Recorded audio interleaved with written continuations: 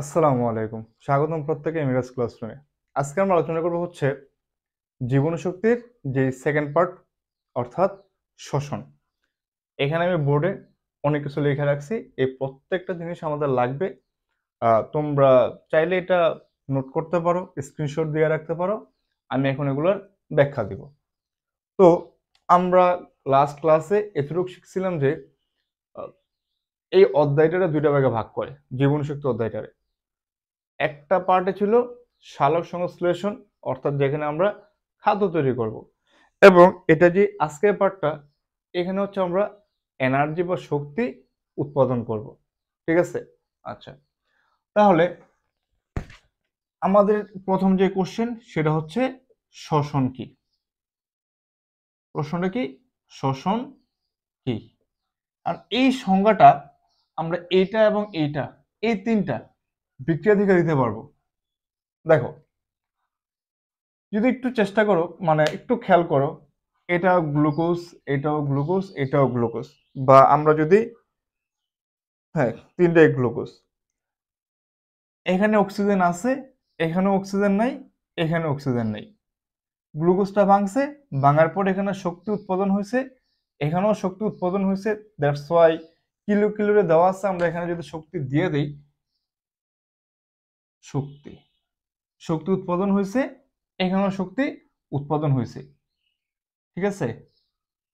আচ্ছা, পারমোল না দিলেও চলবে। দেখো, এখন আমরা এটা সংজ্ঞা কি দিতে পারি? তোমাদের বইটাতে কোনটা কোনটা দেওয়া আছে আমার ঠিক জানা নাই। এটা সম্ভবত আছে, আর এই বিক্রিয়াটা সম্ভবত আছে। ঠিক আছে?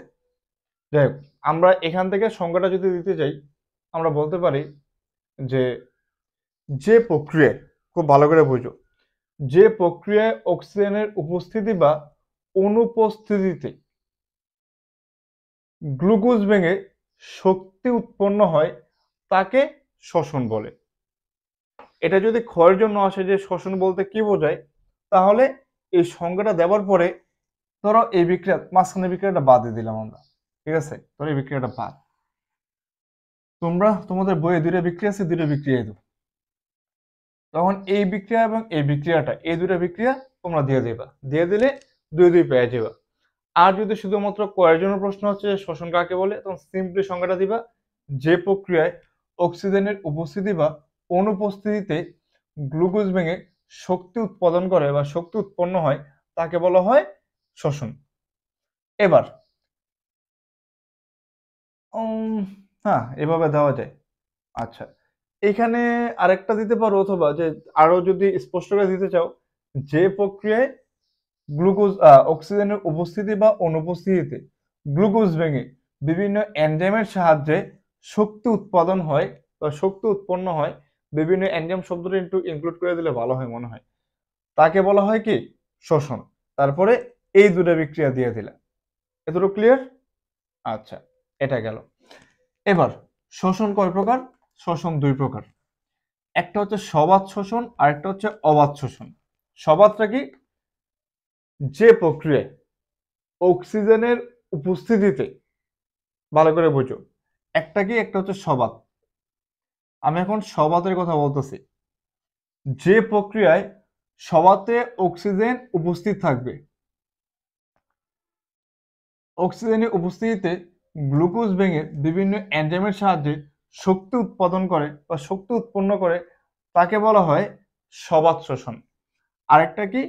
আরেকটা হচ্ছে অবাত শোষণ। অবাতে কি? অবাতে থাকবে অক্সিজেন অনুপস্থিত। অবাতে অক্সিজেন কি থাকবে? অনুপস্থিত। এখানে সংজ্ঞা কি দিবা? একই। যে প্রক্রিয়ায় অক্সিজেনের অনুপস্থিতিতে গ্লুকোজ ভেঙে বিভিন্ন এনজাইমের সাহায্যে শক্তি উৎপাদন করে, তাকে বলা হয় অবাত শোষণ। তাহলে শ্বসন, অবাত, সবাত ক্লিয়ার? আর একবার বলে শেষবারের মতো, আমার সাথে সাথে তোমরা পড়ে ফেলো। যে প্রক্রিয়ায় অক্সিজেনের উপস্থিতি বা অনুপস্থিতিতে বিভিন্ন এনজাইমের সাহায্যে গ্লুকোজ ভেঙে শক্তি উৎপাদন করে বা শক্তি উৎপন্ন হয়, তাকে বলা হয় শ্বসন। অবাত, তারপর হচ্ছে সবাত শোষণ। যে প্রক্রিয়ায় অক্সিজেনের উপস্থিতিতে গ্লুকোজ ভেঙে বিভিন্ন এনজাইমের সাহায্যে শক্তি উৎপাদন করে তাকে বলা হয় সবাত। আর যে প্রক্রিয়ায় অক্সিজেনের অনুপস্থিতিতে গ্লুকোজ ভেঙে শক্তি উৎপাদন করে তাকে বলা হয় অবাত। আশা করি এটা পারবা। আচ্ছা, তাহলে সবাত অবাত এগুলো গেল। এবার আমাদের আরেকটা পড়া, এটা আমি মুছলাম, আশা করি এই বিক্রিয়াটা তোমরা লিখে ফেলছো। ঠিক আছে, লিখে ফেললে এটা গেল। এবার সবচেয়ে গুরুত্বপূর্ণ যে টপিক সেটা হচ্ছে সবাত শোষণের ধাপ। সবাত শোষণের ধাপ হচ্ছে 4টা। কয়টা ধাপ? 4টা। এখানে লিখে রাখছি আমি, গ্লাইকোলাইসিস, অ্যাসিডাল কোয়ে, ক্রেবস চক্র, এবং যে 4 নাম্বার সেটা হচ্ছে ইলেকট্রন প্রবাহ তন্ত্র। ইলেকট্রন প্রবাহ তন্ত্র।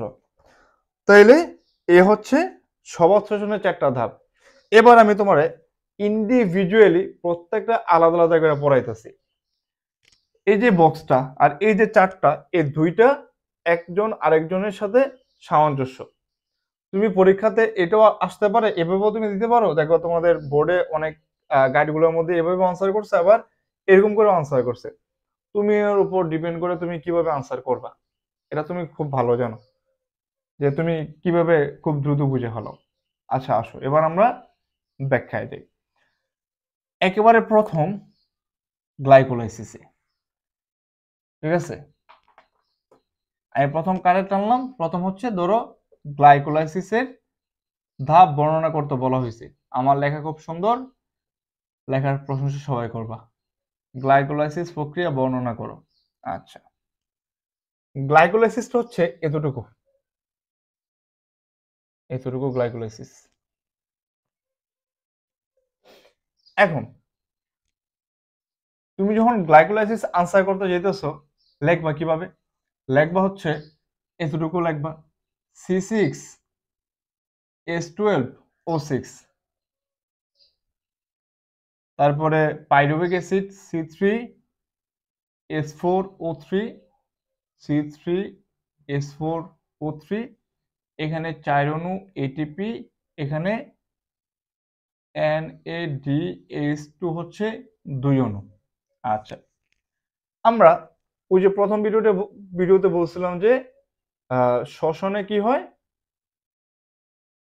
শ্বসনে না, সালোক সংশ্লেষণে তোমার খাদ্য তৈরি করে। খাদ্যটা কিন্তু ছিল গ্লুকোজ। কি বলতেছি, রোজা রাখছে তো কথা আটকে আটকে আসতেছে। আল্লাহু আকবার, আল্লাহ মাফ করো। আচ্ছা, ইনশাল্লাহ হবে। দেখো আমরা ওই যে C3 চক্রে গ্লুকোজ উৎপাদন করছিলাম, মনে আছে? এবার দেখো গ্লুকোজ থেকে আমাদের এই পুরো ধাপটা শুরু। এখানে কি লেখবা যে গ্লাইকোলাইসিস সবাত শোষণের একেবারে প্রথম ধাপ। এই ধাপে গ্লুকোজ ভেঙে 2 অণু পাইরুভিক অ্যাসিড উৎপন্ন হয়। তারপরে সেখানে আরো 2 অণু NADH2 এবং 4 অণু এটিপি উৎপাদন হয়।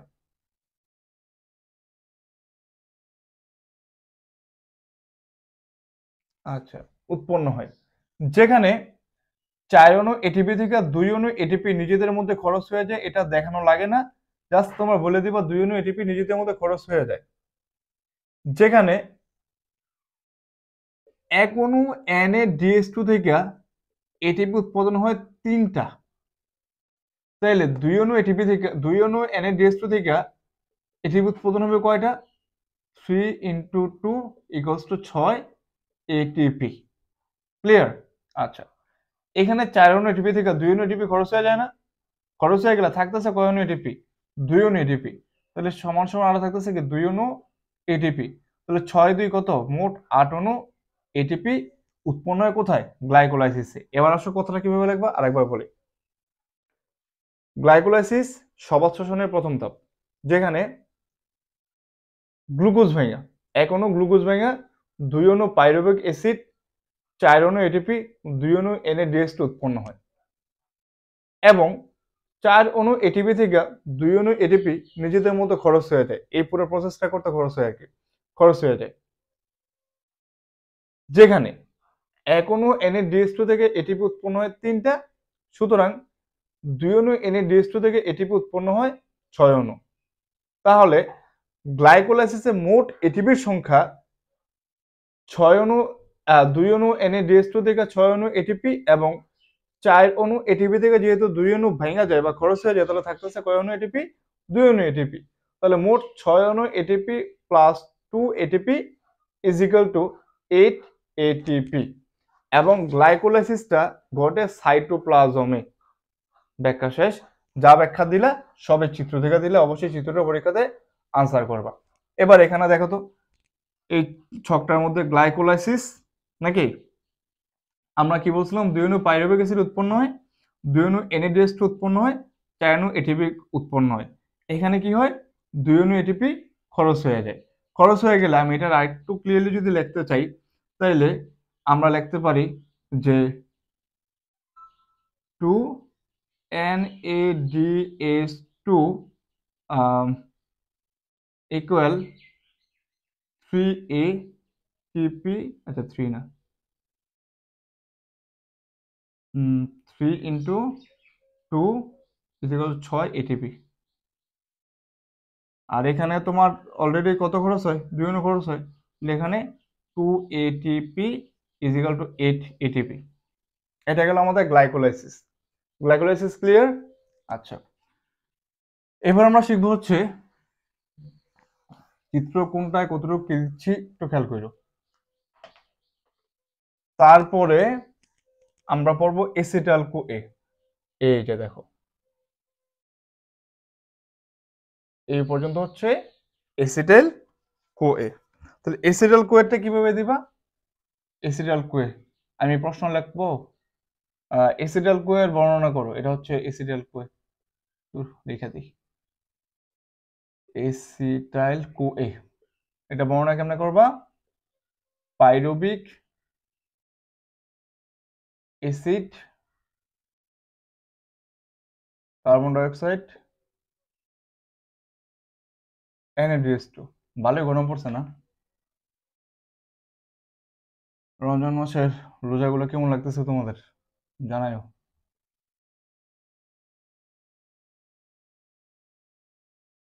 NADH2, এরপরে এসিটাইল কোএ। আচ্ছা, এসিটাইল কোএ বানান আমি এক জায়গায় এক এক রকম করে লিখছি, এটার জন্য কেউ কনফিউজ হও না, দুইটা বানানই সঠিক। এসিটাইল, আচ্ছা কোএ মানে কোএনজাইম, বুঝছো? এসিটাইলের একটা কোএনজাইম, এটা হচ্ছে তোমাদের এসিটাইল কোএর ধাপটা। এখান থেকে কি লিখবা? 2 অণু পাইরুভিক অ্যাসিড থেকে কি উৎপন্ন হয় বলো তো? 2 অণু কার্বন ডাইঅক্সাইড, 2 অণু NADH2 উৎপন্ন হয় এবং 2 অণু এসিটাইল কোএ উৎপন্ন হয়। তাহলে এখানে ব্যয় হয় কারা? এখানে ব্যয় হয় এই পাইরুভিক অ্যাসিড, ব্যয় হয়ে যায়।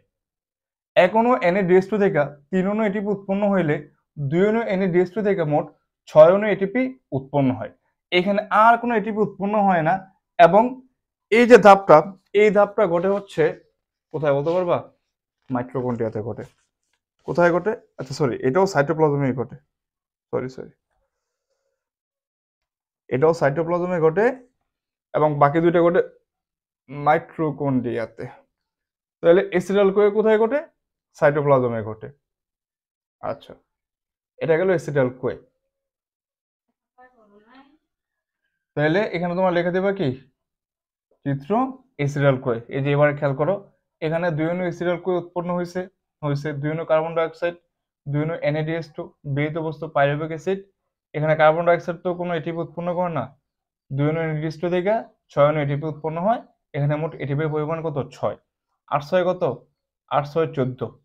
তাইলে বিশাল একটা অংশ অর্থাৎ 24 অণু এটিপি উৎপন্ন হইব ক্র্যাবস চক্রে। কোন চক্রে? ক্র্যাবস চক্রে। এবার আসো ক্র্যাবস চক্রের বর্ণনা।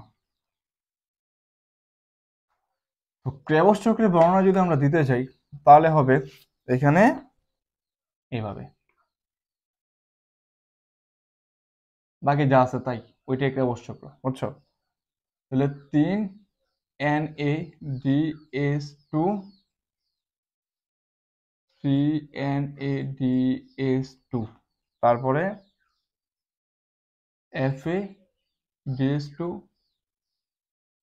FADH2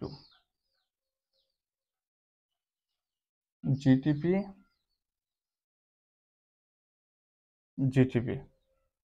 তারপরে কার্বন ডাইঅক্সাইড